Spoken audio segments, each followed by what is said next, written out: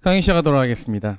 자, 오늘부터 기출문제 분석이 있게 되는데, 작년까지만 하더라도 그 서답형 문제가 맨 처음에 이제 나오게 된 2013년뿐만 아니라 그 이전에 논술형 문제까지 2009년 문제까지 살펴봤는데, 2009년부터 2012년까지 문제는 지금 현재 써먹기에는 좀 그 아웃데이티드 되어 있죠. 지금 기입형이라든지 또는 짧게 서술하는 문제와는 달리 좀 통으로 많이 짜여 있고, 그러다 보니까 그 출제자의 그 창의성이 좀 많이 들어가 있는 문제였기 때문에 우리 현재 문제 스타일하고 좀 다릅니다. 그래서 지금 이제 7개년 정도가 많이 쌓여서 2013년부터 2019년까지만 보더라도 우리가 기출문제에 대한 패턴을 잘 이해할 수 있고, 1월부터 6월까지의 그런 강론 또는 총론 내용을 바탕으로 패턴을 찾으면 공부할 수 있는 이제 토대를 잘 찾을 수 있을 것 같아서 올해부터는 2019년부터 2013년 이후 서답형 문제에 나왔던 그 문제만 이제 살펴보도록 하겠습니다. 제일 중요한 것은 일단 가장 그 정확한 모범 답안을 알아야 되죠. 기출문제에서 정답은 없습니다. 이게 객관식 문제가 아니다 보니까 정답이 공개되는 것도 아니고 그 안에서 유사정답의 범위가 벌어졌다가 이제 좁혀졌다가 하기 때문에 모범 답안이 있는데 모범 답안을 제대로 아는 것도 중요합니다. 근데 한 가지 좀 사과드릴 것은 여기에 이제 제가 책을 이제 출판하다가 보니까 그 답이 제대로 잘 못된 것도 요번 2019년에 한 2개 정도 있는데, 과목이 진행되면서 이제 확실히 이제 알려드리고, 국어과에는 오탈자라든지 오답이 없으니까 일단 1주차 강의는 좀 안심하고 들으시고, 모범 답안을 제대로 이제 아는 것이 중요하죠. 모범 답안만 안다고 해서 근데 기출문제 분석이 끝나지는 않습니다. 이제 기출문제를 분석한다는 것은 경향성을 파악하는 겁니다. 경향성. 이러이러한 문제가 이러이러한 스타일로 나오더라, 또는 이런 문제는 어디에서의 출제 근거를 갖고 있는데 어디서부터 출제되는데 그 출제된 곳을 보니까 예전에도 또 시험에 나왔었더라. 이게 몇 년 상관을 가지고 똑같은 내용이 또 반복되는데 약간 새롭게 이렇게 나오네. 반복되는 것이 무엇이고, 또는 출제 근거, 출제되는 그 지점을 뽑았더니 경향성을, 패턴이 무엇인지 찾아내면 공부할 때 좀 더 효율적으로 공부할 수 있죠. 우리가 이제 1월부터 6월까지 전체적으로 교과 교육론이라든지 방대한 양의 강론을 공부했는데 그걸 모두 다 외워가지고 시험을 보면 좋죠. 100점 맞을 수 있고, 논술도 뭐 별로 작년에 기준으로 한다면 별로 어렵지 않기 때문에 쉽게 합격할 수 있는데, 사람의 인지 구조는 이제 컴퓨터하고 비슷해서 용량이 한계가 있습니다. 용량이 한계가 있으니까 다 외워서 갈 수가 없죠. 1월부터 6월까지 총론과 강론을 전부 다 공부했지만 그걸 다 가져갈 수 없기 때문에 그 중에서 만약에 일부만 가져간다면 허드렛 별로 안 좋은 정보들을 가져가는 것이 아니라 가장 중요하고 가장 핵심적인 요소를 틀거리로 가지고 가야지 시험에서 조금이라도 더 높은 성적을 받을 수 있다는 거죠. 그렇다면 이제 코어가 되는 것, 정수라고 할 수 있는 것과 주변에 있는 것이 뭐가 차이가 나느냐, 기출문제에 나온 키워드냐 아니냐입니다. 근데 중요한 것은 기출문제에서 모범 답안의 키워드뿐만 아니라 기출문제에서는 문제도 있잖아요. 어떤 때 보니까 이 문제에서 나왔던 키워드가 그 다음에는 정답이 되기도 하고 뭐 이런다는 거죠. 그런 패턴을 잘 살펴보면 조금 더 효율적이라는 것은 10시간 공부해서 1점을 맞느니 10분 공부해서 1점을 맞을 수 있도록 좀 투입 대비 산출이 좀 잘 될 수 있도록 공부한다는 겁니다. 그래서 이제 키워드의 경중을, 가중치를 줘가지고 뭐가 더 중요하고 뭐가 더 중요하지 않은지 기출 분석을 통해서 솔팅을 하게 되면 지금까지 공부했던 것이 위계화가 되면서 무엇을 먼저 외워야 되고 무엇을 끝까지 가지고 가야 되는지 이제 알 수 있겠다는 거죠. 그거가 이제 기출 문제 분석의 가장 중요한 핵심이라고 볼 수 있습니다. 그래서 제일 중요한 것은 우리가 지금까지 엄청난 많은 양의 이제 공부를 했는데, 지도서의 총론도 보고 강론도 보고, 때에 따라서는 수학과 같은 경우에는 DNS 같은 사람은 지도서에 없기 때문에 교과 교육론 책도 보고, 그렇죠? 그랬는데 이제 그런 것들을 쭉 봤을 때 그러면 시험 문제는 어디에서 출제가 되는지 그 부분을 집중적으로 공부할 수 있도록 지금 솔팅 하려고 한다. 이런 거 잘 기억하시면 되겠습니다. 그래서 기출분석의 가장 큰 두 가지 핵심은 정답을, 모범 답안을 정확히 안다. 그다음에 모범 답안 또는 시험 문제가 나오는 패턴을 이해한다가 되겠습니다. 자, 12쪽부터 국어과 기출 문제가 나옵니다. 역순으로 되어 있고요. 왜냐면 가장 최근의 문제가 가장 중요하니까. 보도록 하죠. 가는 최 교사가 2학년 국어 수업을 준비하는 과정에서 구상한 내용이 일부이고 나는 수업에서 활용할 읽기 자료와 교사 학습 과정의 일부이다. 물음에 답하시오. 가기 전에 이제 1번 문제가 2학년이네? 그러면 2번 문제는 몇 학년인지 잠깐 볼까요? 뒤로 넘겨보니까 14페이지에 5학년이네. 좋다. 그 다음에 3번 문제 16페이지. 수업에서 활용한 옛 이야기. 그 다음에 대화의 일부인데, 요거 이제 나중에 보면 알겠지만, 그 3번 문제에 보면 괄호 19쪽에, 17쪽에, 나의 사전 활용과 관련된 대화를 참고해서 B에서 어감만 바뀌는 불규칙 활용의 사례를 두 가지 찾으라고 나왔잖아요. 그게 어디에 나온 자료냐면, 밑에 보시면 출제 근거 및 해설해 보니까 2015년 교육과정 3학년 1학기 지도서. 그러니까 지금 세 문제가 나오는데 국어는 11점이잖아요. 1, 2학년군 하나, 3, 4학년군 하나, 5, 6학년군 하나 이렇게 나왔네. 그러니까는 출제자도 그런 걸 좀 인지한다는 거죠. 원래 얘가 전체적으로 따지면, 다른 과목 전체적으로 따지면 얘가 이제 70%가 나온다고 봐야 돼요. 얘가 이제 20%, 얘가 10%, 뭐 60%라면 한 30%, 요 정도, 70에서 60. 5, 6학년이 제일 중요하긴 한데, 세 문제를 출제할 수 있는 국어과나 수학과에서는 학년 배분을 좀 이렇게 해준다는 거죠. 그러니까 하나도 놓치면 안 된다는 거 좀 이렇게 생각해야 되고, 여기가 중요하니까 이제 5, 6학년만 공부해야겠다 이렇게 하면 안 되겠습니다. 근데 올해는 5, 6학년이 이제 되게 중요하죠. 왜? 지도서가 새롭게 나오니까. 지도서가 새롭게 나오는 그 내용에 이제 새로운 지도서를 읽어봤는지 물어볼 건데, 2019년 문제에서도 3번이 작년에 새로 나온 지도서가 3, 4학년군 지도서잖아요. 3, 4학년군 지도서에 새롭게 등재된 불규칙 활용, 용언의 불규칙 활용 내용이 나와가지고 역시나 새로운 지도서 되게 중요하다. 그러니까 이제 이번에 5학년 1학기, 6학년 1학기 지도서가 나왔는데, 그것뿐만 아니라 이제 9월에 나오게 되는 6학년 2학기, 5학년 2학기 지도서도 잘 보고, 제가 이제 강론 시간에 얘기할 때, 9월에 얘기할 때 시험에 나올 부분 이렇게 찝어줄 테니까 잘 보도록 하십시오. 자, 12쪽 다시 와서 여기 2학년 수업을 준비하는 과정에서 이제 교수학습 과정을 일부에 물음에 답하라고 했죠. 보통 이렇게 이제 제시문이 나오고, 이게 프롬프터라고 그러고, 가와 나의 자료가 나오고 문제를 풀면 되겠습니다. 근데 문제 보니까 1번 가의 기억에 나타난 교수학습 원리, 여기 기억 쭉 나왔네요. 길게 하니까 수업 전반부에는 내가 질문을 활용해서 글의 주요 내용을 확인하는 방법을 시범하면 얘가 뭐하고 연결돼 있지? 직접 교수법과 연결돼 있죠. 딱 알 수 있습니다. 직접 교수법 하면 가장 중요한 활동이 뭐예요? 교사의 시범으로부터 학생의 활동이 점차적으로 책임이 이양된다고 하는 것. 그 다음에 교사가 시범을 볼 때 뭐 하죠? 사고 구술 또는 생각 구술 한다는 거예요. 생각 구술. think aloud. 플러스 책임 이양의 원리. 즉 학생이 그 방법을 독립적으로 사용할 수 있을 때까지 점차 비중을 높여서 나중에는 처음에는 교사 주도로 가다가 맨 마지막에는 학생 주도로 간다라고 하는 것. 그것을 뭐라고 하느냐? 밑에 출제 근거 및 해설해 보니까 책임 이양의 원리. 그럼 책임 이양의 원리라는 것은 어디에 나오는 것이냐? 지도서에 나오는 것입니다. 지도서. 지도서에 나오는 이제 원리였는데, 이전 교육 과정에서는 지도서에 나왔었는데 이제 지금은 지도서에 나오지 않습니다. 따라서 지금은 교과 교육론 책.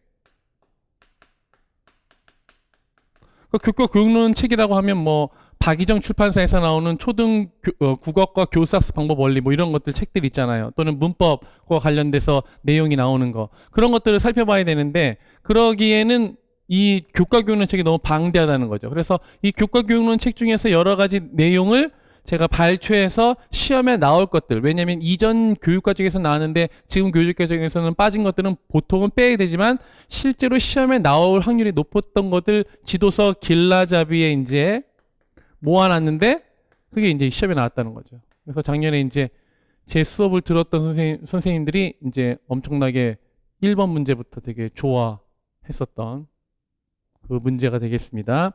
그래서 지도서 길라잡이에 있는 교과교육론 내용도 잘 이해해야 된다라는 그런 얘기가 되겠고, 보충 자료를 잠깐만 보시면, 이거 보충 자료에 있는 그림이 이제 너무 커가지고 책이 안 실었거든요. 이렇게 전적으로 교사 가다가 교사와 학생이 같이, 그러니까 스캐폴딩을 점차 줄이는 거죠. 나중에 전적으로 학생해서 학생 스스로 적용, 교사 시범에서 학생 적용으로 가게 되는 그 수업인데, 이것이 직접 교수법에서 크게 나타난다라고 하는 거 잘 기억해야겠습니다. 보충 자료와 함께. 그렇죠? 그 다음에 이제 두 번째 문제가 되겠습니다. 나의 니은에 들어갈 읽기 활동을 쓰고 유의사항을 참조해서 디귿에 들어갈 교사의 질문을 쓰시오. 유의사항이라고 하는 것은 우리 지도서에도 나오지만 시험 문제에서의 유의사항은 얘가 지금 현장 적용형 문제라고 하는 것입니다. 제가 그냥 이름 붙인 거예요. 현장 적용형 문제가 뭐냐면, 내가 1, 2월과 3, 4, 5, 6월에 강론 문제를 공부하고 그다음에 총론을 막 공부하고 했잖아요. 그 공부한 것을 그대로 외워서 쓸 수 있는 문제가 아니라 그것을 기반으로 해서 찾아내는 문제다라고 볼 수 있어요. 예를 들어서 현장 적용의 가장 대표적인 문제가 수학 풀이 문제입니다. 수학 보면 문제 해결 문제를 풀이 하는데 초등 교과서나 지도서에는 전혀 보이지 않는 그런 뭐 규칙 찾기 문제가 나온다는 거죠. 그거는 이제 초등 수학을 공부하고 나서 수학적인 기반을 가지고 이제 푸는 문제에 해당된다라고 하는 거. 그다음에 일부 은미체실 중에서 이제 실과 같은 경우에 전개도를 그리는 것이 나왔었는데, 뭐 그런 것들은 지도서에 뭐 어디든지 뭐 전개도 그리는 법, 뭐 창의적으로 하는 법 절대로 나오지 않았다는 거죠. 그런 것들은 그냥 남들도 그런 상황이니까 그냥 때려서 맞히는 겁니다. 근데 이거는 국어과의 현장 적용은 수능형 문제라고 볼 수 있습니다. 그러니까 주어진 자료만 잘 읽으면 풀리는 거죠. 이게 봤더니 시범 보이기에 제시된 질문, 여기 이제 제시된 질문 있잖아요. 제시된 질문. 여기 지금 시범 보이기니까 제시된 질문은 학생들이 새로운 글을 읽을 때에도 적용할 수 있는 것이어야 되므로 여기 핵심이다. 특정 글에만 해당하는 내용을 그대로 사용해서 질문을 만들지 않도록. 그러니까 여기다가 이 만의 글이 주제가 맨 위에 뭐야? 바닷속 제주꾼에서 문어니까 뭐 문어에 대해서 설명하고 있나요? 이렇게 문어라는 소재를 직접적으로 쓰면 돼? 안 돼? 안 된다는 거지. 그러니까 여기도 마찬가지야. 일반적으로 들어갈 수 있는 내용을, 그다음에 여기도 이제 일반적으로 들어갈 수 있는 내용을 관련해 가지고 이제 써야 된단 말이지. 근데 여기 이제 어떤 대상이니까 대상을 국어과의 용어로 뭐라고 그러지? 우리는 이거를 소재라고 그런다 이 말이죠. 소재. 소재가 넘어가가지고 이제 주제가 되고 뭐 주제에서 목적이 나오고 하겠는데, 대상이라고 하는 것은 소재니까 소재 파악하는 것이고, 주요 내용 확인하니까 특정 글에만 해당하는 내용이 아니라 내용 요소를 뺀 설명하는 대상과 그 특징을 잘 알고 있나요? 뭐 이렇게 쓰면 되는 거죠. 이게 대상에 대한 플러스 특징 이렇게. 그래서 연습하고 적용하면 이제 되겠다. 그래서 마치 이 특정 글에만 해당하는 내용을 그대로 사용해서 질문하지 않도록 하는 것은 수학과의 폴리아의 질문수라고도 비슷합니다. 수학과에서 폴리아의 질문수는 특정 문제에만 특정 그 문제 해결 전략이 쓰이는 것이 아니라 두루 쓰일 수 있는 걸 찾는다고 이제 우리가 얘기했었죠. 그런 얘기를 이제 보면 되겠고요. 우리가 이제 이거가 어디에 출제됐냐면 2015 교육과정 2학년 1학기 지도서 254쪽과 257쪽이 나오는데, 사실은 소재하고 특징 뭐 이렇게 나오는 것이 아니라 요 제목을 보고 짐작하는 것을 되게 강조하는 활동이에요. 2학년 1학기 실제 거기 나와 있잖아. 254쪽, 257쪽에 그 출제 근거 및 해설. 거기에서 글을 읽고 주요 내용을 확인할 수 있다 해서는 제목을 보고 짐작하는 것과 내용 확인하는 것을 되게 강조했었는데, 이 소재는 글이 강조되는 요소는 아니었어요. 그래서 여기다가 제목을 쓸 수도 있었을 텐데, 만약에 달달달 암기 쓴 사람은, 만약 지도서를 전부 다 암기 썼던 사람은 그 차시의 가장 중요한 핵심 키워드가 제목과 여기 있는 주요 내용 파악이었기 때문에 제목을 혹시 쓸 수도 있는데, 제목보다는 여기서 제목은 동기유발에서 나왔으니까 소재 확인하기가 더 확실한 정답이라고 볼 수 있겠습니다. 그래서 이제 이 문제를 보게 되면 지금 수업 모형을 단순히 단계명을 외워라 뭐 이런 시험 문제 이제 조금은 지향하는 추세다. 하지만 수업 모형의 단계명은 무조건 외워야 되는 겁니다. 이거는. 얘를 소홀히 한다고 생각하면 하시라도 나올 수 있으니까 알아야 되는데, 그것 플러스 이쪽에 있는 키워드 있잖아요. 예를 들어서 반응 중심 학습 모형 있잖아요. 반응 중심 학습 모형이 나오면 단계명 물어볼 수 있어요. 그런데 단계명 말고 이 반응 중심 학습 모형에서 잘 쓰이는 이런 뭐 책임이양의 원리, 사고 골수가 비슷한 개념이 뭐지? 상호 텍스트성. 그렇지, 상호 텍스트성. 뭐 이런 키워드가 시험 문제 나올 수 있다는 거지. 그러니까는 지금 잘 생각을 해가지고 수업 모형을 이제 9개 다 외우고 단계명도 외우는 것도 중요하지만, 지금 수업 모형 단순히 단계명 물어보는 시험 문제에서 벗어나서 이 수업 모형을 잘 운영하기 위해서 교사가 택해야 되는 여러 가지 원리 또는 교과 교육론적 지식, 이런 것이 시험에 나왔으니까 그런 것들을 잘 기억했다가 연결해서 답을 쓸 수 있어야겠다. 그다음에 학습 내용 정리도 좀 중요하지만 다행히도 현장 적용으로 나왔으니까 쉽게 풀 수 있겠다라고 하는 것이 첫 번째 문제를 보고 알 수 있는 이제 패턴 되겠다. 그렇죠? 일단 지도서 길라잡이에 있는 내용을 봐야 된다. 지도서만 보다가는 책임 이양의 원리 같은 것들은 제대로 알 수가 없으니까. 다음입니다. 14쪽 2번 문제. 다음은 5학년 국어 수업을 준비하는 과정에서 두 교사가 나눈 대화, 물음에 답하라고. 김 교사와 박 교사가 엄청나게 말씀 많이 하시네. 자, 15페이지에 1번 이렇게 되어 있습니다. 기억에 들어갈 쓰기 과제 구성 요소와 니은에 들어갈 논거 유형을 각각 한 단어로 쓰라고 이렇게 했습니다. 기억에 보니까 이렇게 나왔죠. 박 교사가 학습 목표와 쓰기 과제를 견줘보니 설득, 정보 전달, 그다음에 친교 및 정서 표현이 뭐지? 쓰기의 목적이라는 거죠. 쓰기의 목적. 이것은 어디에 나오냐? 옆에 보시다시피 내용 체계에 보면 목적에 따른 글의 유형에서 정보전 모든 유형이 듣기 말하기 읽기 쓰기가 모두 정보 전달, 설득, 친교 및 정서 표현이니까 이것은 뭐야? 내용 체계를 외웠는지 물어본 거죠. 내용 체계. 그 내용 체계도 핵심 개념이 있고 일반화 지식이 있고 다음에 뭐 영역명도 있고 기능도 있고 되게 어려운 요소가 많잖아요. 내용 요소까지 나오면 그건 정말 어려운데 얘는 그래도 뭐야? 핵심 개념 중에 나왔으니까 그나마 신사적인 거다 이 말이지. 만약에 학년 군별 내용 요소에서 나온다면 외울 게 너무 많아지잖아요. 그러니까는 거기까지 뭐 외우면 뭐 좋겠죠. 서울 보실 분들은 뭐 당연히 그거 다 외우고 하더라고요. 저도 이제 그 교대에 두 번째로 재수해서 들어갔기 때문에 13수에서 들어갔기 때문에 외우는 게 잘 안 돼가지고 그냥 지금 말하자면 내용 체계에서 그냥 영역하고 핵심 개념 정도만 가까스로 외우는 정도로 외우고 이제 시험에 이제 들어갔는데 그때도 그렇고 지금도 그렇고 이제 막 서울 쓰는 젊은 여자 선생님들은 그냥 진짜 다 외우더라고요. 놀랄 정도로 진짜 토시 하나 안 틀리고 뭐 그런 분들은 좀 좋죠.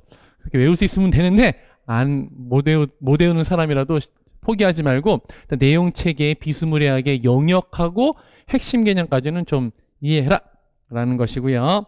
다음에 박 교사가 또 이렇게 말했습니다. 설득하는 글을 쓸 때 내용의 타당성을 확보하기 위해서는 적절한 근거, 이게 되게 중요하죠. 주장 플러스 근거.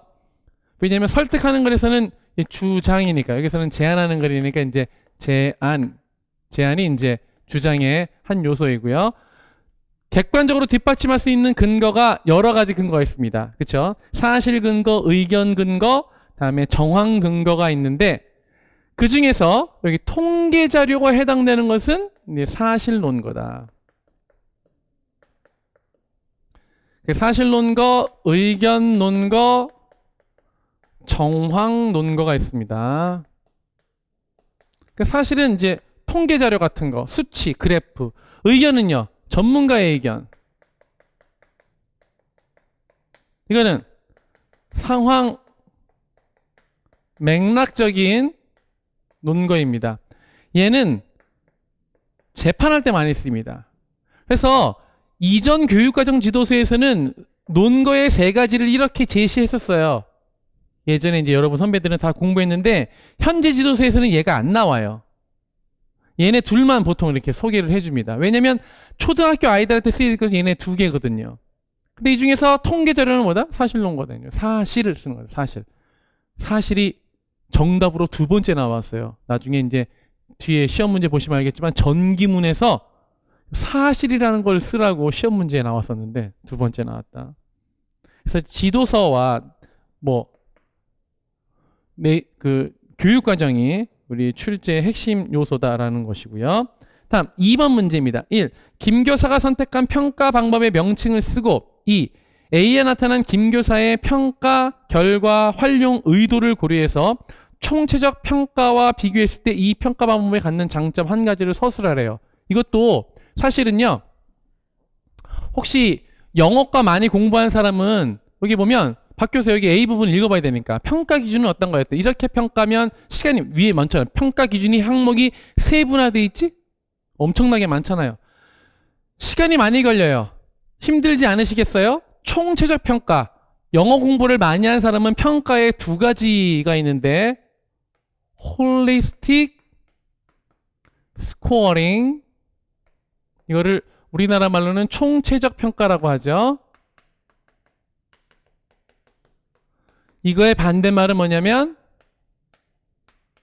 analytic scoring이라고 합니다. 우리나라 말로는 분석적 평가. 그래서 얘도 사실은 교육과정에 총체적 평가와 분석적 평가를 딱 못 박아가지고 설명하진 않아요. 그래서 얘는 어디에 출제 근거냐? 교과 교육론의 출제 근거입니다.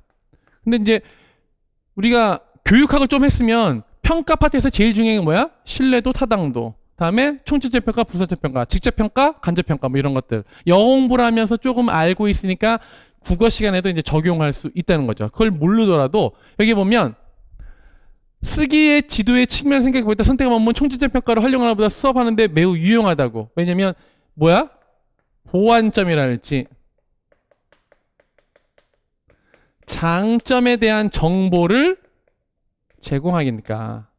왜냐면 뭉뚱그려서 하는 것보다는 이 요소는 이렇고 이 요소는 뭐 하고 이 요소는 뭐 상이고 이렇게 알려주기 때문에 이제 그런 거죠. 이걸 보면 이 총체적 평가의 반대말이 이제 분석적 평가 생각하게 되고 총체니까 뭐 분석, 뭐 개별 뭐 생각하다가 이제 분석적 평가를 끄집어내야 되는 것이고 교육과정에 이런 용어는 없고요. 그다음에 보완점, 장점, 정보를 제공해서 학습자의 뭐 고쳐쓰기를 이렇게 촉진할 수 있는 그런 것이다라고 쓰면 되겠습니다. 그래서 학생과 장점에 단점을 해서 언어 능력, 즉 여기서는 이제 쓰기 능력이 되는 거죠. 네, 이 정도로 하니까 지금 1번, 2번 문제를 통해서 보면 역시 이제 내용 체계, 그 교육 과정이 중요한데 지도서도 중요하지만 이렇게 이제 교과 교육론에서 조금씩 나오니까 이런 것들도 조금은 대비해서 지도서 길라잡이가 지도서에 있는 내용보다 조금 더 이렇게 많으니까 그런 것들을 머릿속으로 잘 내재해서 시험 문제를 풀 필요가 있겠습니다. 그래서 이제 내용 체계, 이 목적이라게 나왔다. 보통 일반화된 지식이 있다는 요 용어만 알고 얘를 외울 필요는 거의 없겠습니다. 학년급별 내용 요소도 시험에서 얘를 물어볼 확률은 좀 적다. 오히려 기능 파트를 이제 물어봤죠. 네, 그리고 이제 밑에 보시면 알겠지만 2015 교육과정, 2009 교육과정이군요. 2009 교육과정 5학년 2학기 지도서에는 논거의 종류 2009 이제는 없었으니까 사실논거, 의견논거, 정황논거가 있는데 정황논거에 대한 설명이 없고요. 요거 두 개. 통계나 사례나 신뢰 등은 전문가의 의견, 관찰자의 증언 이들 얘기하는 것이다. 이렇게 기억하시면 되겠습니다. 네, 뒤로 넘어갑니다. 3번 문제로 넘어갑니다. 가는 수업에 활용한 옛 이야기가 심심찮게 나옵니다. 알잖아요. 권성징악, 뭐 해피엔딩 뭐 이런 것들. 나는 수업이 끝난 후 학생과 교사가 나눈 대화의 일부이다. 물음에 답해주세요. 1번 문제를 보니까 1. 가의 A에서 나의 기억에 해당하는 부분을 찾아 쓰는 거니까 그대로 갖다 쓰는 것입니다. 2. 그 속에 담긴 인물의 심리를 니은의 구체적인 내용을 포함해서 쓰라고 이렇게 나왔죠. 그럼 A 중에서 이제 여기 중에서 고르는 것인데 나의 기억이 뭐냐면 이야기하는 이가 인물이 되어 그 인물의 목소리로 서술하고 있다. 이거 전지적 참견 시점 비슷하게 전지적 작가 시점으로 마치 그 인물의 마음속 안에 들어가서 이제 말하는 것처럼 여기가 있죠. 이 소리 오늘따라 촌둥 소리 같네 라고 그 사람이 주씨가 말하는 것인데 그 작가가 말하는 것처럼 말한 것이다. 천둥 소리 같다는 것은 방구를 한번 뿡 끼는데 이제 방구를 3번 끼면 지금 저주가 나타났으니까 한 번 방구해도 지금 놀란다는 뭐 그런 말. 내가 지금 불안하다라고 하는 거죠. 니은에 보면 다른 이가 던져놓은 말에 그물에 지금 걸린 것이다. 그래서 얘는 주씨가 아니라 그 옆에 있는 사람이 이름이 뭐였지? 가난뱅이 서씨. 서씨가 던진 말이 마음에 거슬려 가지고 방구 소리를 들으니까 불안하다. 이렇게 쓰면 되겠습니다. 이건 뭐 그냥 별로 어렵진 않죠.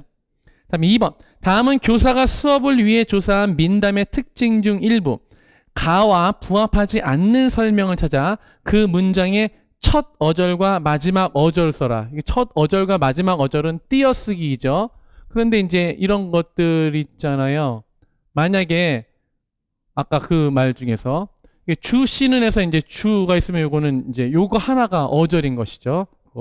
그런 것들 뭐 또 이런 것들은 하나가 음절이면서 어절이니까 그런 것들 조심하도록 하시고 2번에 보니까 민담은 흥미를 추구하면서도 교훈적인 작품이 많다. 맞죠? 이야기의 실제성을 보여주는 증거물은 제시되지 않는다. 그렇죠? 실제성을 보여주는 증거물이 제시되는 것은 뭐지? 전설이라고 하죠. 전설의 고향 하면 저 바위가 옛날 그 사람이 뭐 해서 했다는 것입니다. 뭐 이렇게 나오죠. 사실에 근거를 둔 진실성은 인쇄돼. 이거 되게 중요한 거야. 사실은 아니지만 진실이라는 거지. 사실이 아니니까 허구잖아. 이게 무슨 말이냐면 슈퍼맨 나타나잖아. 어디선가 나쁜 일이 있으면. 근데 슈퍼맨은 진짜 있어 없어? 없지. 사실적이진 않아. 그런데 그 슈퍼맨의 등장을 통해서 우리는 뭘 기대하고 뭘 이제 추구하지? 아, 진짜 정의라는 건 이루어지는구나. 이루어졌으면 좋겠다라고 하는 인간의 심리, 그런 진실, 이런 것들이 드러난다는 거지. 그래서 거짓말이라도 괜찮은 거지. 근데 거짓말이 어때야 돼? 허구라는 것은 진짜 새빨간 거짓말이 아니라 그럴듯한, 사랑하라면 저렇게 되지 않을까, 막 이런 게 드러나야 된다는 거죠. 그래서 이거는 일반적인, 왜냐면 민담이라고 하는 것도 뭐야? 허구성의 바탕을 둔 문학작품이기 때문에 허구적 진실이 들어간단 말이야. 주인공은 쉽게 난간을 극복하고 뜻하는 말을 이루는 행운을 얻는다는 것은 말도 안 되고, 그렇지? 그러니까 전기적 요소가 있어가지고 막 역경을 헤쳐나가면서 드디어 뭔가를 이렇게 한다. 그러니까 이게 기승전결이 있어가지고 이 쉽게 난간을 한다 그러면 뭐야? 갈등 구조가 없이 그냥 평이하게 가는 거야, 평이하게. 근데 소설이라고 하는 것은 뭐야? 기승전결이 있단 말이지. 점점 올라가서 클라이맥스에 확 올라가서 탁 내려오는 그런 것들. 그래서 쉽게 만나는 걸 극복하고 뜻하는 말을 이루는 형을 얻는 게 아니라 역경을 이제 이겨낸다는 거죠. 그래서 가와 부합하지 않는 설명을 찾아 그 문장에 하라고 했으니까 이거 주인공은 얻는다 쓰면 되겠다. 부정적 인물은 자신의 이기심이나 어설픈 꾀 때문에 낭패를 당한다. 그렇죠? 여기서 말하는 주씨. 사건은 일정한 패턴이 반복되는 경우가 많다. 그는 뭐 좋은 사람은 계속 좋고 안 좋은 사람은 안 좋고. 시간적 배경은 공간적 배경은 구체적이지 않고 추상적이다. 이 말은 맨 앞에서 이제 드러나죠. 맨 앞에 보면 옛날 어느 마을, 뭐 조선조도 아니고 아니 마을도 뭐 전라남도 무안군 이렇게 쓰이지도 않고 그냥 이렇게 쓴다는 거, 이런 것들이 이제 그렇다. 다음, 그래서 이제 쓰면 되겠고요. 3번. 나의 사전 활용과 관련된 대화를 참고해서 B에서 어감만 바뀌는 불규칙 활용의 사례를 2가지 찾아 쓰고 각각의 이제 기본형을 쓰시오. 찾아 쓰고 기본형을 쓰라고 했으니까 이렇게 써야 됩니다. 떠올랐네, 떠오르다, 주어, 줍다, 이렇게 짝으로 써야 된다는 거. 그래서 얘는 실제로 2015 교육과정 3학년 1학기 지수 303쪽 7단원의 참고자료를 불규칙 용언으로 이렇게 8가지 불규칙 용언이 제시되어 있어요. 보충자료 말고 여기 이제 책에 보면 17페이지 보면 어감만 바뀌는 경우, 어미만 바뀌는 경우, 그다음에 어감과 어미가 모두 바뀌는 경우 이렇게 나오는데, 이게 왜 불규칙인지, 얘는 왜 규칙인지 따르다 할 때 따르다를 활용을 해봐. 따라 하잖아. 이거는 따르 어 따르라가 아니 따르아가 아니라 따라 해서 의가 탈락하잖아. 그러면 얘도 실제로는 불규칙인 거 아니에요? 라고 생각하지 않아요? 그렇게 생각해야 되는데. 원래 봐봐. 가다 하면 따르 하자. 따르다 하지 말고 가다 말고 좀 세 글자 있는 거 즐기다.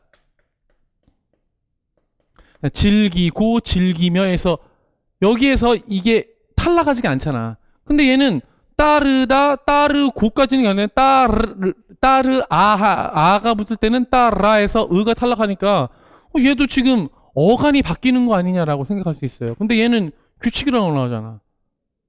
그렇지, 이거에 대한 설명이 이제 없어요. 지도서에는 딱 요것만 나와. 그래서 되게 보기가 어렵거든? 그래가지고 이제 뒤에 보충 자료가 이제 필요한 거지. 보충 자료 보면 왜 우리나라 말에서 흐르다, 이르다는 불규칙 용언이라고 하고 따르다는 규칙 용언이라고 하는지 이제 설명을 이제 할 겁니다. 그래야지 이제 여기 있는 문제를 좀 풀 수 있는 거예요. 요것만 가지고는 물론 문제는 풀 수 있겠지만 좀 이해하기 좀 어렵다. 그래서 보충 자료 두 번째 페이지. 우리나라 용언의 활용. 이건 지도서에 없는 것이고 이제 제가 국어 문법책을 찾아서 요약한 것이라고 보시면 되겠습니다. 먼저 용언이라고 하는 것이 뭔지 알죠? 형용사하고 동사, 용언을 활용을 하는데 활용을 하기 때문에 우리가 사전 찾기 위해서 기본형을 알게 되지. 기본형을 알기 위해서도 이제 규칙인지 불규칙인지 알아야 되는데 먼저 불규칙을 외우는 것이 되게 중요하고 시험 문제에서는 불규칙이 나올 것인데 불규칙을 이해하기 위해서 기본적인 규칙을 알겠다. 규칙을 뭐냐면 하나도 안 바뀌는 거 있잖아요. 가다, 가니, 가고, 가서 이런 것도 당연히 규칙 활용이지. 근데 그것 말고 우리가 보기에는 어간이 그대로 살려지지 않는데도 불구하고 우리는 규칙으로 말하는 것들이 있어요. 그렇죠? 봐봐. 가다는 가고, 가며, 가니 하니까 다 규칙적으로 활용을 하잖아. 어간하고 어미하고 이렇게 붙잖아. 근데 그것 말고도 탈락 있잖아. 탈락은 규칙 활용이라고 얘기해. 왜냐하면 국어의 보편적 의문 규칙으로 설명할 수 있기 때문에. 예를 들어서 쓰다에서 어나 아가 붙어가지고 어가 붙어가지고 써에서 탈락하면 탈락은 왜 한 거야? 뒤에 있는 모음과 앞에 있는 어간의 모음이 충돌하기 때문에 모음 충돌을 회피하기 위해서 앞에 있는 어간을 살짝 빼는 거야. 그런 것들이 여기 따르다가 아까 그랬던 거야. 따라서 이렇게 한다. 가서 하는 것처럼. 이런 것들이 있단 말이지. 이런 것들은 우리는 뭐라고 그런다? 탈락은 규칙이라고 한다. 왜냐면 국어의 의문 규칙으로 설명할 수 있으니까. 또는 리을 탈락. 살다 하니까 살니 이렇게 해야 될 것 같은데 우리는 사니 한단 말이지. 이때는 왜 그래? 요 리을과 요 니은이 자음 충돌하기 때문에 그렇다. 그래서 아니, 알. 근데 만약에 자음 충돌이 일어나지 안을 자음 충돌이 필요 없는 것들은 알고. 그때는 필요 없다. 자음이긴 하지만 동일 자음이 아니기 때문에 동질적인 자음이 아니기 때문에 여기서는 지금 리을과 니은이라는 유음이 어떻게 됐어? 충돌하기 때문에 이제 뺀 것이다라고 보시면 되겠어요. 또는 삽입하는 거, 잡다, 니은 붙여야 되는 잡은 한데 잡오 이렇게 했을 때 가 삽입되는 것들은 규칙이라고 한단 말이야. 규칙. 이건 지도서에 안 나오고 불규칙은 무엇이냐? 용언이 어미 활용을 할 때 어간과 어미의 모습이 달라진 것 중에서 국어의 일반적인 의문 규칙 바로 위에 있던 거 있잖아. 탈락, 리을 탈락, 삽입 즉 모음 충돌 회피와 자음 충돌 회피 이런 것들로 설명하지 못하는 것인데 세 갈래가 있단 말이지. 어간이 바뀌는 경우 우리 지도서에 나온 거지. 우리 지도서에는 우불규칙은 없어. 지도서에는 내가 앞에 17쪽에 있는 출제 근거 및 해설에 있는 것은 지도서에 있는 거를 그대로 실었는데 지도서도 약식으로 되어 있기 때문에 이렇게 총괄적으로 나오지 않는단 말이지. 그래서 우리 네 가지인데 네 가지가 뭐냐? 시옷 불규칙은 시옷이 모음 어미 앞에서 탈락하는 거야. 있다. 이거는 어디에 있다가 아니라 이제 둘을 있다 할 때 있다. 이어에서 시옷이 이제 하다. 근데 벗다는 하잖아. 시옷이 탈락하지 않는단 말이야. 그렇지? 얘는 탈락하지 않으니까 탈락하는 얘는 불규칙이란 말이지.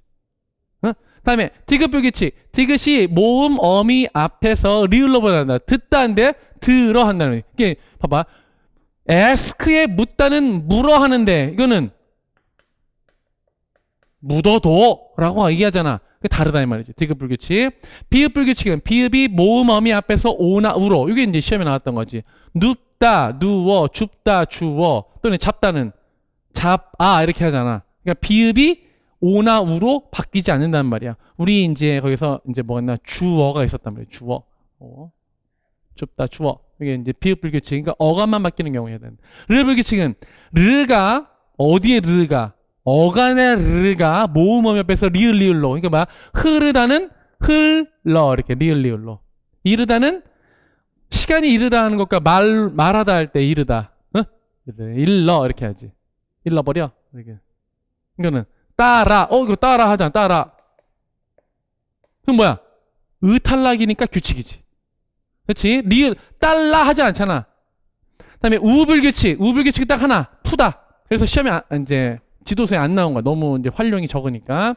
어미가 바뀌는 거 여불규칙 뭐야? 하다 또는 뭐 하다가 붙어가지고 전성 동사가 된 것들은 전부 다 이제 여불규칙 하여 이렇게 붙이니까. 그다음에 러불규칙은 어간이 르로 끝나는 일부 용언에서 어가 러로 푸르어가 아니라 푸르러. 그다음에 arrive 이게 뭐야? 아까 이르다. 시간이 이르다가 아니라 또는 말을 이르다가 아니라 어디에 다다르다 할 때 그 이르다는 이르러 하니까 얘는 러불규칙이다 이 말이지. 그다음에 너라는 요거 이제 중요해. 지도서에도 너라 불규칙이 있어서 명령형 어미 거라가 원래는 우리 가거라 가너라 하지 않잖아. 가거라 잠자거라 우리 명령형은 거라인데 오다는 요거 유일하게 오너라 하지 오거라 하지 않는단 말이야. 근데 사람들이 오거라를 많이 쓰기 시작해서 2017년부터는 오거라도 가능하게 바뀌었어요. 국어 문법 규정이 바뀌었단 말이야. 그런데 우리 지도서에 나오는 것은 왜 너라 불규칙이 있느냐? 2017년 이전에 쓰인 책을 바탕으로 발췌를 해서 썼기 때문에 그래. 그래서 무슨 말인지 알겠지? 이거 지도서 오류야 사실은. 지도서 오류. 근데 오류는 학교 문법이라고 하는 것은 일반 어문 규정보다 좀 더 늦게 적용되기 때문에 학교 문법에서 지금 여기 지도서에서 너라 불규칙이 있으니까 너라 불규칙이 있는 것으로 일단은 판단을 해야 돼. 그리고 또 중요한 것은 뭐냐면 다른 것들은 다 거라가 붙는데 얘만 너라가 붙으니까 거라도 붙지만 뭐 좀 가지고 있더라고요. 오불규칙 이거는 뭐야? 나 좀 다오 이렇게 할 때 다오 다가 기본형이야. 그러니까 다오 이때는 오만 붙는 거. 요거는 이제 시험에 안 나와.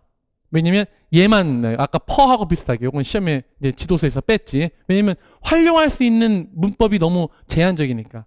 그다음에 어간과 어미가 모두 바뀌는 것은 뭐야? 하야타에서 하야고까지는 괜찮은데 뭐야? 하예에서 히읗도 바뀌고 뒤에서 이제 예로 바뀌기 때문에 얘는 뭐 히읗 불규칙은 어간과 어미가 모두 바뀌는 경우니까 되게 쉽게 찾을 수 있단 말이지.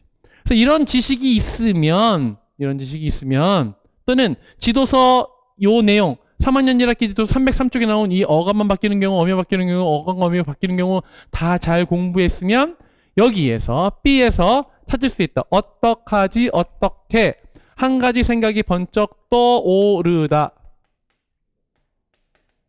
하나를 주다 이렇게 두 가지가 이제 그 어감만 바뀌는 경우에 해당된다. 르불규칙과 비읍불규칙. 지도서는 이제 열심히 공부에다가 또 열심히 공부했다고 생각하는 그런 요소가 되겠습니다. 그래서 지금 딱 보니까 출제 경향은 뭐다? 교육과정의 내용 체계뿐만 아니라 교육과정의 이제 중요한 내용들에 대한 잘 공부해야 되겠고, 다음에 지도서의 내용도 중요하다라고 이제 볼 수 있습니다. 근데 지도서보다 조금 더 많이 나오는 교과교육론 내용이 나오니까 지도서 길라베자베를 참고하시고, 특히 이런 문법 있잖아요. 문법 문제 나오면 지도서에 나온 것보다 더 어렵게 나와요. 근데 이 문법을 다 공부하려고 치잖아. 그러면 한두 끝도 없어.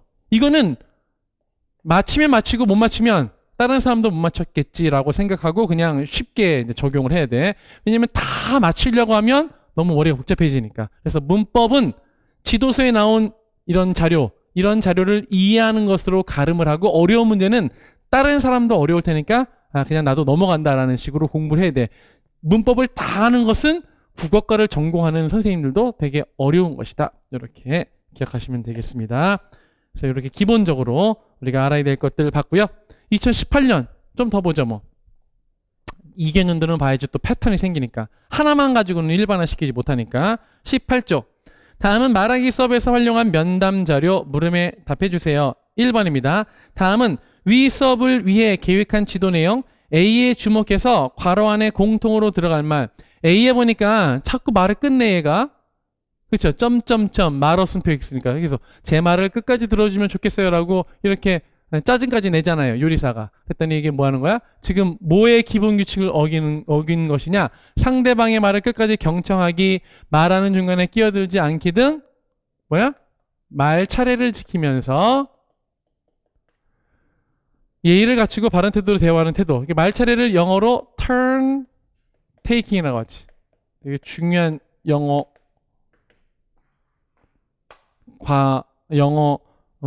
용어라고 볼 수 있습니다. 말차례. 이 말차례라고 하는 것은 옆에 보세요. 출제 근거 및 해설해 보니까 사실은 2009 교육과정의 성취 기준에 말차례라는 용어가 있었어요. 성취 기준에. 2009 교육과정. 근데 2015 교육과정에는 있어 없어? 없어요. 없어가지고 이제 별로 중요하지 않게 될 거니까 시험 문제가 바뀌기 전 해인 바로 이제 재작년에 시험 문제가 나왔던 거죠. 이렇게 중요한 키워드이지만 교육과정 개편되면서 너무 어려워가지고 용어가 빠지는 것들도 이제 마지막으로 시험 문제 내고, 왜냐면 다음 해에는 교육과정이 바뀌니까 이 문제를 못 내잖아요. 그래서 내는 것들도 있다. 그런 것들도 있다. 살펴보시면 되겠습니다. 다음 2번입니다. 다음은 면담에 앞서 민정이가 계획한 내용이다. 1. 면담 자료를 참고해서, 이거 이제 조건이라고 하지. 이걸 컨디션이라고 그래. 이런 거 잘 활용하면 국어적인 감각이 있으면 문제를 외우지 않고도 잘 풀었을 수 있단 말이지. 면담 자료 청해서 가란에 들어갈 만하니까 면담 대상자와 가벼운 인사말 한 다음에 질문하기 전에 얘가 뭐 했는지 살펴보면 되게 쉽게 할 수 있단 말이지. 뭐 했냐면, 저는 인사했잖아. 요리사가 되기에 필요한 관련 정보들을 알고 싶어서 면담? 목적을 얘기했네. 그러니까 답은 면담의 목적 알리기야. 되게 쉽죠. 사실은 원래 면담의 절차를 외우는 것도 되게 중요하지만 달달달 암기해서 내는 시험 문제는 너무 저차원적이라서 우리 시험 문제에서 지양하라고 교육과정 평가에 지침이 내려온단 말이야. 그래서 이렇게 풀 수 있는 실마리를 주니까 잘 찾으면 되겠고. 2번. 민정이가 사용하지 않은 질문을 A, D에서 고르래. 봐봐. 그러면 A가 구체적 사실 질문. 여기 있잖아. 요리사가 되려면 어떤 과정을 거쳐야 되나요? 구체적인 사실을 질문했지? B번. 생각이나 느낌을 알기 위한 상술 질문. 그런데요. 여기 보니까 대학 교육보다는 손재주나 미각이 중요하지 않나요? 그래서 이제 이게 B번이 되겠지. 그다음에 C번은 엄밀한 조사 질문. 그래서 요리 관련 대학이요? 요리 관련 대학이 좀 더 자세히 했으니까 이게 C번이 된단 말이지. 근데 D번. 앞으로의 계획이나 당부 질문은 없다 이 말이야. 그래서 답은 D번 그냥 쓰면 되겠지. 쉽고. 그다음에 3번. 밑줄 친 기억과 니은의 만큼에 적용된, 노력만큼하고 주는 만큼. 이게 되게 중요한 거. 일단은 띄어쓰기를 안 했다? 띄어쓰기를 안 했으면 얘는 조사. 띄어쓰기를 했으면 얘는 이제 품사가 된다 이 말이지. 그래서 노력만큼의 앞에 있는 노력은 명사 뒤에 붙는 조사이고, 뒤에 있는 것은 용언 뒤에 붙은 의존 명사가 된다라고 이렇게 보시면 되겠어요. 명사 뒤에 나오는 조사, 용언 뒤에 나오는 의존 명사. 그래서 조사는 독립된 품사이지만 가독성을 위해서 앞에 나온 단어에 붙여 쓴다 이렇게 돼 있죠. 그렇죠? 이런 내용들 잘 기억하시면 되겠고, 이때 이제 중요한 것이 무엇이냐면 문제의 조건. 품사를 활용하여 이렇게 놨죠. 품사를 활용하여. 품사니까 뒤에 이제 사자 붙는 말. 그러니까 얘가 의존 명사인지 조사인지 밝히라는 그런 얘기지.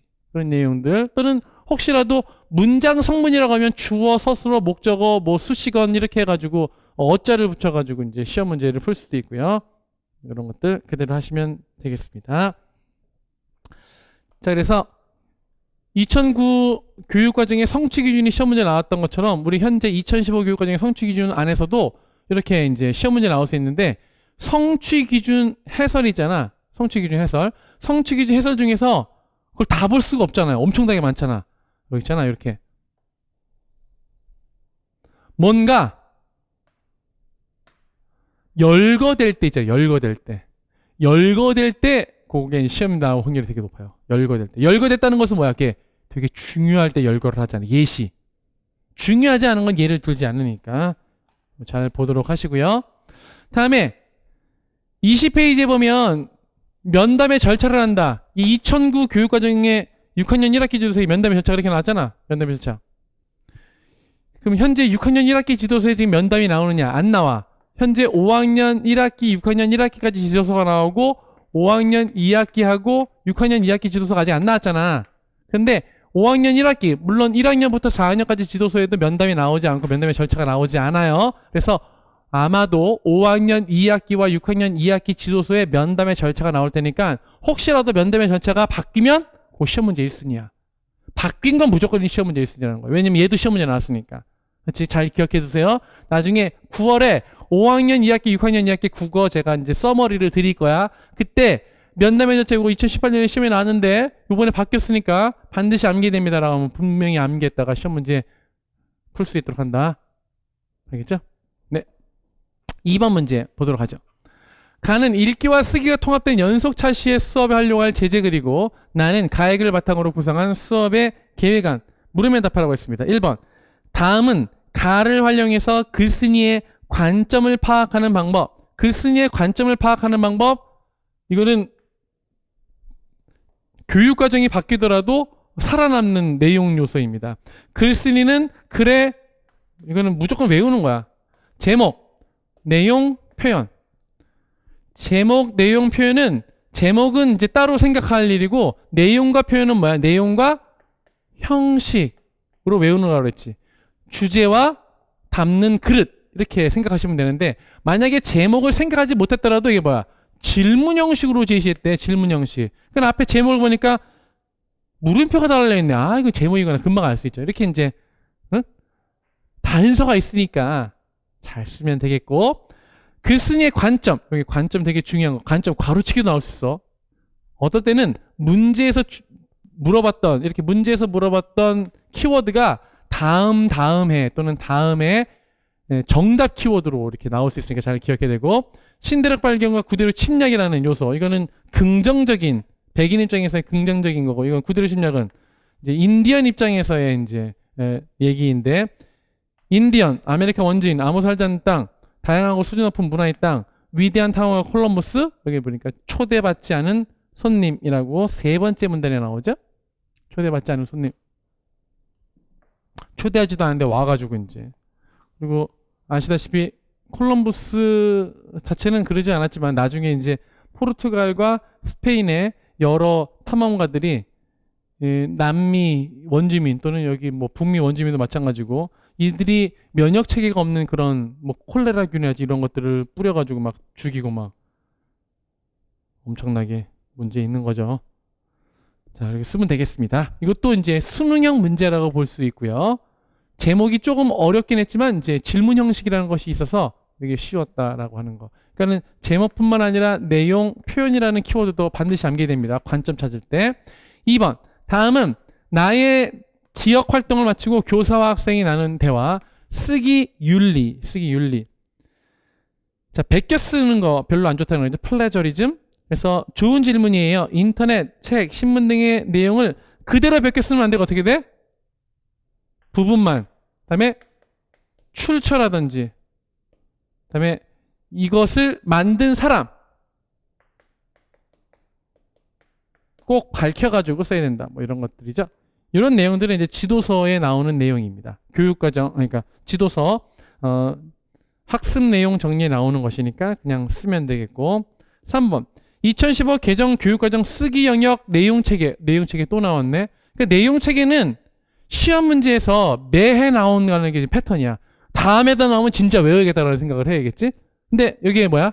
기능 항목. 기능 항목이 이제 새롭게 또 들어왔잖아. 그러니까 시험 문제 물어볼 수밖에 없었던 거죠. 그래서 독자와 교류하기였다라는 거. 그래서 다음 페이지에 보시면 실제 학습 내용 정리 되게 중요하고, 그다음에 지도서에 나온 내용 잘 정리하는 것이 필요하다. 제가 드린 서머리에 다 나와 있으니까 서머리는 다 학습 활동 정리와 참고 자료를 바탕으로 해서 시험에 나올 것들을 발췌해 놓은 것이기 때문에 잘 정리해 두시면 좋겠고요. 그다음에 내용 체계를 잘 외워서 기능 파트 이렇게 외워야 되는데, 자 봐봐. 내용 체계에서 이게 나왔으니까 이제 기능은 안 나오겠다. 뭐 이렇게 자기 나름대로 이렇게 제끼면 돼, 안 돼? 안 돼. 쓰기 여기 나왔으니까 혹시 바로 앞에 있는 뭐 이런 것들 나오지 않을까라는 생각이 돼. 또는 여기 나왔으니까 뭐 여기가 나오겠지. 여기 나왔으니까 여기 나오겠지 해야 된단 말이지. 근데 여기 나왔으니까 2019년에 여기가 나왔단 말이야. 그런 것도 잘 봐야 돼. 따라서 지금은 뭘 볼 거냐면 2015 교육과정에서 보충자료 보면 내용 체계가 어떻게 돼 있는지, 내용 체계에서 또 시험에 나올 만한 부분은 어디 있는지 좀 살펴볼 필요가 있겠다 이 말이지. 그렇지? 여기가 시험에 나오는 지뢰밭이니까. 일단 뭘 알아야 되냐면 내용 체계라는 것은 요소가 무엇이냐? 핵심 개념과 일반화된 지식. 이런 것들이 가로치기 나올 수 있어요. 꼭 기억해야 된다. 그다음에 내용 요소와 기능이 있다. 일단은 영역 명칭을 알아야지. 여기서처럼 핵심 개념, 일반화된 지식, 내용 요소, 기능이 있다라고 하는 거. 핵심 개념에서 이미 목적이 나왔기 때문에 밑에 이제 구성 요소랄지 여러 가지 요소를 이제 공부할 필요가 있는데, 제가 보기에는 듣기 말하기에서 시험에 나올 수 있는 것들은 여기 이제 듣기 말하기 태도 중에서 기능 영역 중에 다른 것들은 되게 평이한데 경청 공감하기가 인성교육이 되게 강조되는 현재 교육과정에 되게 중요하게 시험 문제 나올 요소가 아닌가. 왜냐면 듣기 말하기를 나왔다고 하면 내용 요소를 물어보기보다는 기능 요소를 물어볼 확률이 높아. 왜냐면 내용이 별로 없어. 말하기 할 때 뭐 인사 잘하고 뭐 이런 것들이 있단 말이지. 쓰기하고 읽기 문법이 좀 내용 요소가 많고, 여기 봐봐. 뭐 즐거움 뭐 이런 별로 중요한 내용 요소가 아니라 이 말이지. 다음 읽기 파트. 읽기 파트에서는 저기 이제 밑줄이 치여 있네. 여기 비판적이에. 원래 읽기 파트에서 시험 문제에 나오진 않았지만 듣기 파트의 요소로 시험 문제 뒤에 2016년 문제인데 나왔어요. 2016년 문제 듣기의 수준을 사실적 듣기, 추론적 듣기, 비판적 듣기에서 비판적을 쓰라고 이제 시험 문제 나왔고요. 요번에는 이제 듣기가 수용 능력이니까 읽기로 와가지고 이제 사실적 이해, 추론적 이해, 비판적 이해가 나왔단 말이야. 이거는 듣기나 읽기나 마찬가지인데 듣기에는 제시되지 않고, 왜냐면 듣기 말하기 같이 공통이 있으니까 말하기 할 때는 사실적 이해, 추론적 이해, 비판적 이해를 쓸 수 없어서 여기 읽기 파트에만 제시된 것이고, 여기에 창의적 이해가 2015 교육과정에 추가되는 거니까 가로치기에 나올 수 있다. 다음에 일반화된 지식이 이게 다 시험에 나오기 좀 어렵잖아. 봐봐, 줄글이니까. 그런데 세 번째 칸에 있는 배경 지식 활용한다는 거, 요거는 가로치기로 나올 수 있으니까 조심하도록 하고, 다음 저는 읽기 중에서 사실적 이해, 추론적 이해, 비판적 이해까지는 아니더라도 추론적 이해가 되게 중요하다고 생각해요. 왜냐면 아이들한테 표면 이외에 read between the lines 하는 능력을 길러주는 것이 초등의 목표니까. 초등학교 애들한테 뭐 비판까지 하는 것은 무리야. 그래서 기능 중에서도 이 추론하기 있잖아. 여기 아주 중요한 요소가 된다라고 하는 거. 쓰기에서는 진짜 이 독자와 교류하기가 되게 중요한 것이었고, 나머지는 예상할 수 있는 거죠. 왜냐면 아이디어 생성, 그다음에 아이디어 조직, 구성, 표현하기, 고쳐쓰기, 다음에 점검과 조정은 사실은 얘는 글쓰기의 단계잖아. 과정식 글쓰기. 따라서 시험에 나오기 좀 그렇고, 독자와 교류하기가 시험 문제에서 나올 확률이 높았는데, 재작년에도 얘기했었는데 이제 시험 문제 나왔다. 다음 문법 파트에서는 시험에 나왔던 건 이제 관용 표현이 2016년에 출제되었고, 핵심 개념 중에 본질 생활보다는 탐구와 활용, 이게 되게 중요한 키워드예요. 탐구한다는 것은 언어 자료로부터 일반화된 패턴을 가져오는 것이고, 활용은 그 원리를 적용하는 것이고, 그러니까 오고 가고가 다 있는 것이고요. 그래서 이제 기능 파트에서는 그런 이해와 활용하는 내용이 나오는데, 그런 뻔한 것들보다는 요거 언어 생활 성찰하기 이런 태도적인 것도 시험에 나올 수 있으니까 잘 기억하도록 하시고, 문법이 탐구와 활용이라면 문학은 수용과 생산이다. 꼭 기억해야 돼. 수용이라는 것은 뭐야? 문학작품을 읽고 듣고, 생산이라는 것은 뭐 바꿔 써보고, 그다음에 말해보고 뭐 그러는 거. 여기에 이제 문학이지만 문법과 관련된 말놀이, 어휘지도 이런 것들이 시험 문제 나올 수 있으므로 이제 대비하시기 바랍니다. 다음 23쪽으로 넘어갑니다. 23쪽에 오면 형이 형인 까닭은 문학작품의 일부이고 나는 가를 활용한 수업 내용. 1번 문제 보겠습니다. 나의 A를 활용해서, A가 뭐야 지금? 여기 있죠. A가 문장 카드. 마음 알기 활동을 할 때 1. 학생들에게 지도할 주된 내용을 쓰고 2. 가에서 남이는 지금 형이에요. 형의 마음이 드러난 문장 한 개를 찾았으래. 이게 봤더니 동이는 침을 꼴깍 삼켰어요. 형 쳐다보았어요. 왜 안 돼? 엄만 나부터 났지 왜 형부터 났어? 동이는 어쩔 줄 몰라 형을 쳐다보았어요. 보니까 얘네 둘이 공통적이지. 일단은 보기에 뭐 따옴표가 있잖아. 그런 걸 먼저 찾아야 돼. 지금 두 가지 정도를 객관화시켜서 얘는 인물의 말, 인물의 행동을 가지고, 말과 행동으로 나타나는 것을 뭐라 그러지? 간접제시라고 그래. 2019년 시험 문제 나왔던 것처럼 오늘따라 그 소리가 더 천둥 소리 같네 라고 해가지고 인물의 마음을 그대로 이렇게 전달해주는 건 그건 직접 제시야, 작가가. 근데 얘는 뭐야? 한 말과 행동을 통해서 쟤는 좀 얍삽하다, 쟤는 정말 착하다, 또는 이거 수염이 덥수룩하고 쟤는 좀 자상하게 생겼다, 뭐 이렇게 우리가 간접적으로 생각할 수 있잖아. 그런 것들을 간접 제시라고 한다. 그래서 우리 지도서에서는, 교과서에서는 인물의 마음 또는 인물의 성격 파악, 인물의 특성 파악할 때 이 말과 행동을 가장 중요한 요소로 놓는다. 시험 문제 이게 답이고, 그래서 남이의 마음을 가장 잘 알게 되는 것들은 여기 보니까 애가 오줌 싸가지고 형한테 어때? 그랬더니 괜찮아 이렇게 얘기한 것. 역시 형은 형인 거죠. 다음 2번 문제. 나의 기억 니은에 들어갈 말. 그래서 나의 기억 니은. 박교사가 이렇게 말합니다. 내 인물의 마음을 파악하는 데 도움이 되었어. 다음에 반응 심화하기. 봐봐. 반응 심화하기는 원래 뭐야?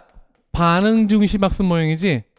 옛날 같으면 반응 중심 학습 모형에 단계명 써라 이렇게 나왔을 텐데, 지금은 다른 잡하고 관련 짓기 활동, 이게 뭐라고? 상호 텍스트성 쓰라고. 근데 상호 텍스트성을 그대로 쓰면 텍스트라는 말 자체가 외래어잖아.